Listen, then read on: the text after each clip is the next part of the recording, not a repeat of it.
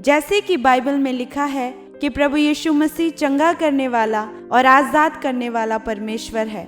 यह वचन इस बहन के जीवन में पूरा हुआ और परमेश्वर ने इस बहन को 25 साल पुरानी बीमारी से आज़ाद किया। तो आइए सुनते हैं इनकी अद्भुत गवाही को। सबको जय मसीह की। मेरा नाम अमनदीप कौर है और मैं होशियारपुर की रहने वाली हूँ। मैं आपके सामने आज एक अद्भुत गवाही देने जा रही हूँ। मेरी टेस्टिमनी कुछ इस तरह है। मेरी उम्र अब 39 ईयर ओल्ड है।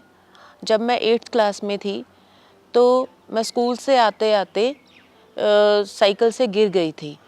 जब मैं साइकिल से गिरी तो मेरे से दोबारा उठा नहीं गया और जब मैं उठ नहीं पाई तो मेरी दोनों टांगों पे बल नहीं आ रहा था और ना ही मेरे हाथ काम कर रहे थे। तो उन्होंने मुझे बोला कि तेरे को हम घर छोड़ देते हैं। तो उन्होंने मेरे को घर छोड़ा।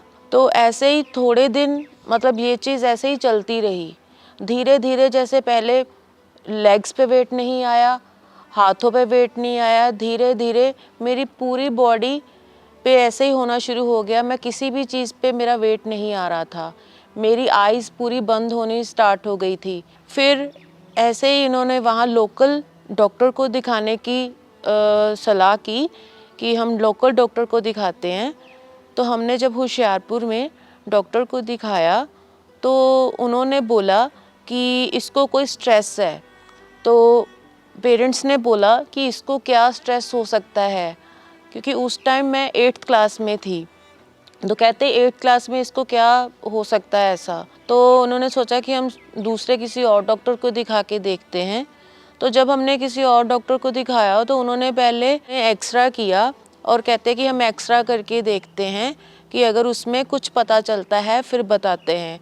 तो उन्होंने मेरा एक्सरा किया, लेकिन एक्सरे में भी इतना कुछ खास नहीं आया। तो उन्होंने ये बोल दिया कि आपको बैक में प्रॉब्लम है। तो उन्होंने मेरे को बैक के लिए कुछ बेल्ट्स के लिए बोल दिया लगाने के लिए, और मेरे को ये बोल दिया कि आप थोड़ी सी एक्सरसाइज करो और ठीक हो जाएगा। लेकिन मैंने सारी एक्सरसाइज भी की और मैंने मेडिसिन भी खाई, मुझे कोई भी फ़र्क नहीं पड़ा। फिर उसके बाद धीरे धीरे मेरी और प्रॉब्लम बढ़ती गई। मेरे खाने में भी प्रॉब्लम आ गई और मैं खाना भी निगल नहीं पाती थी और पानी भी पीती थी तो वो भी नाक की तरफ से बाहर आ जाता था। फिर उसके बाद हमारे रिलेटिव्स हमारे घर आए, जो कि उन्होंने कहा कि आप लुधियाना में दिखाओ। जब मैं लुधियाना हॉस्पिटल में गई तो वहाँ के डॉक्टर ने मुझे एक इंजेक्शन दिया जिसका नाम न्यूस्टिगमिन था। जब वो इंजेक्शन दिया 5 मिनट वो मेरी वेन्स में उन्होंने लगाया। तो 5 मिनट के बाद वो एक टेस्ट था। 5 मिनट के बाद मेरे प्रॉपर कान खुले, मैं चलना स्टार्ट हुई, तो हर चीज़ मेरी एकदम से खुली। तो हमने सोचा कि ये एकदम से क्या हुआ। तो उन्होंने बोला कि ये चीज़ हम एक टेस्ट कर रहे थे और ये टेस्ट ही था।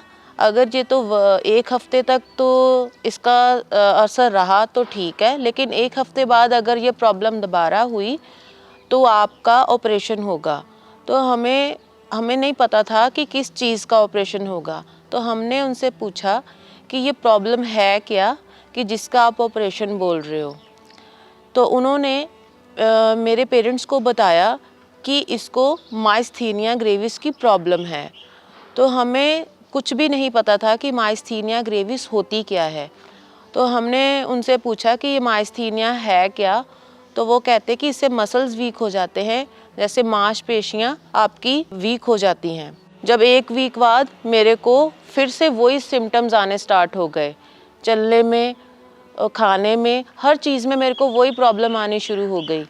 फिर उन्होंने बोला कि आपको तो अभी ऑपरेशन करवाना ही पड़ेगा।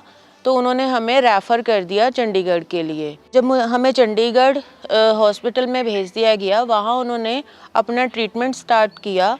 तो उन्होंने अपने सारे टेस्ट किए और सीटी स्कैन भी मेरा हुआ। तो सीटी स्कैन में कुछ जो एक ग्लैंड है, थाइमस ग्लैंड है, उसमें कुछ प्रॉब्लम आई। थाइमस ग्लैंड मतलब कि जैसे हमारे यहाँ एक, जैसे हम गिल्लर्ड रोग बोलते हैं वो चीज़, और एक हमारे होता है यहाँ चेस्ट पे थाइमस ग्लैंड।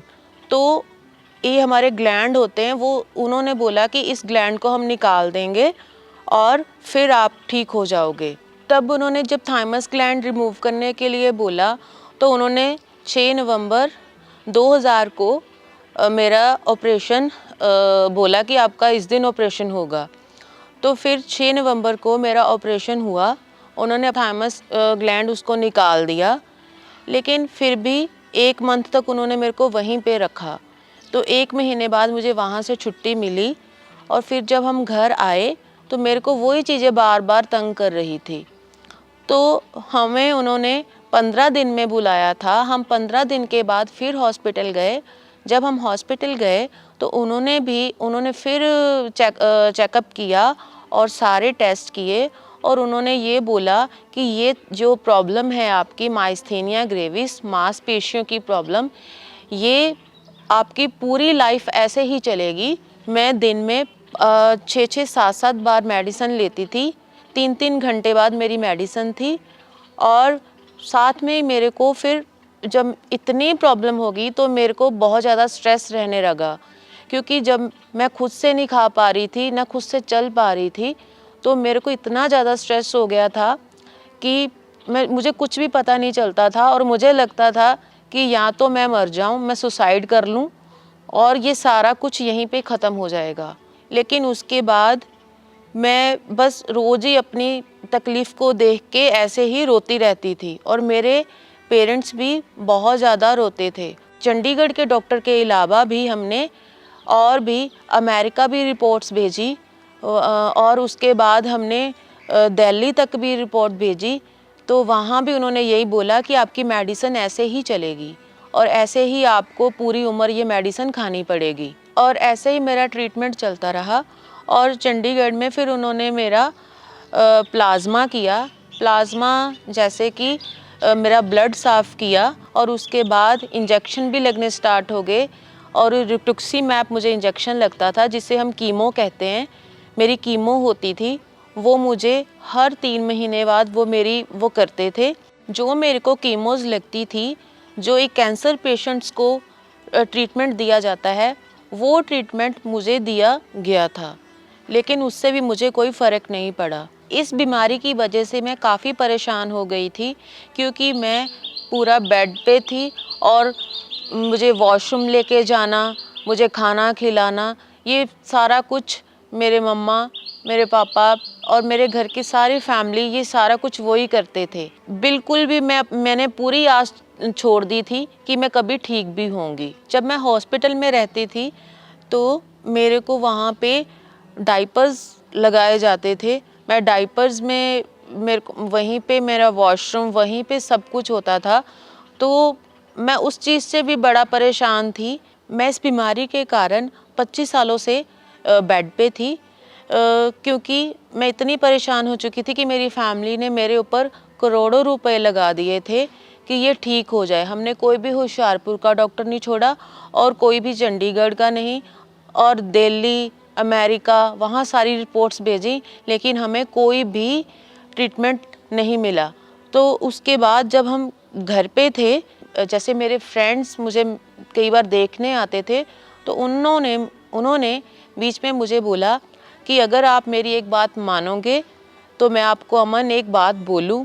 तो उन्होंने बोला कि अगर आप चर्च जाओ तो आप ठीक हो जाओगे। तो उनके कहने पर मैं Khamra church first time I, तो मुझे यहाँ आके बहुत अच्छा लगा। जब मैंने प्रभु के दास से वचन सुने और उन सारी टेस्टिमनी देखी तो मुझे बहुत अच्छा फील हुआ। मुझे लग रहा था कि अगर ये लोग ठीक हो सकते हैं तो मैं क्यों नहीं ठीक हो सकती हूँ। जब मैं 24 अप्रैल 2022 को इवनिंग मीटिंग में संडे को खामरा चर्च आई, मेरी फैमिली मेरे को गाड़ी में ही लिटा के लेकर आई थी और मुझे यहाँ वॉलंटियर्स ने ही व्हील चेयर पे एमरजेंसी सेक्शन में छोड़ा और मैं वहाँ पे एमरजेंसी सेक्शन में बैठी थी। उस दिन परमेश्वर के दास ने जब बीमारों के लिए प्रार्थना की, वो बीमारियां दूर हो।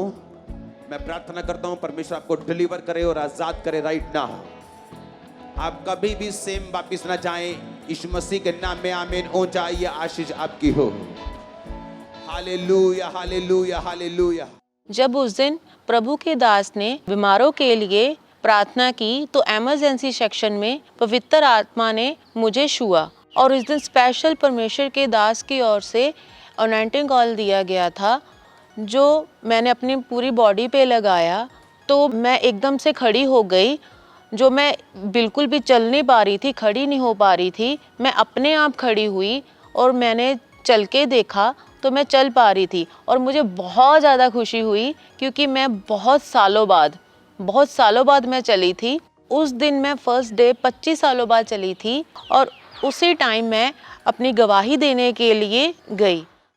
अपोस्टल जी, ये बहुत बड़ी गवाही है। इस बहन की उम्र 39 साल है, 39 ईयर, और पिछले 25 साल से इनकी पूरी बॉडी के जो मसल थे इतने ज्यादा कमजोर थे कि 25 साल से ये बहन बेड के ऊपर थे और पीजीआई में एडमिट थे। करोड़ों रुपए बोले कि करोड़ों रुपए मैंने अपने इलाज के ऊपर लगा दी, लेकिन कोई फर्क नहीं। आज सेकंड टाइम ये बहन चर्च में है। कहते मैंने विश्वास किया कि आज मैंने संडे जाना ही जाना है, और कहते मैं आज व्हील चेयर के ऊपर गाड़ी में लिटा के चर्च में लाए और जैसे ही आपने प्रेयर की उसी वक्त एकदम से इनकी टांगों में, इनकी पूरी बॉडी में बल आया।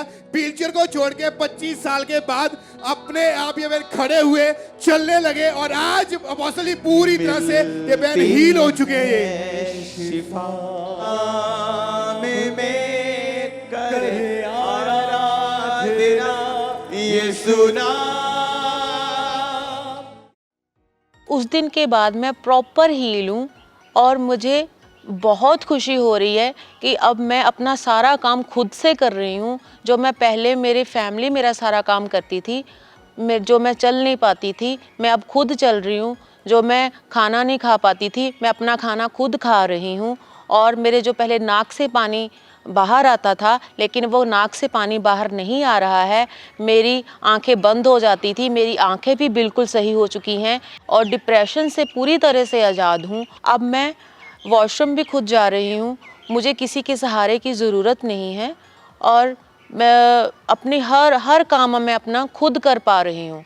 अब मेरी फैमिली मेरे को देख के बहुत खुश है कि इतने सालों बाद मैं चली हूँ, इतने सालों बाद मैंने अपना काम खुद किया है। वो मेरे से बहुत खुश हैं। अब ना तो मेरे कोई प्लाज्मा हो रहे हैं और ना ही मैं कोई मेडिसिन खा रही हूँ। अब मैं पूरी तरह से हील हो चुकी हूँ।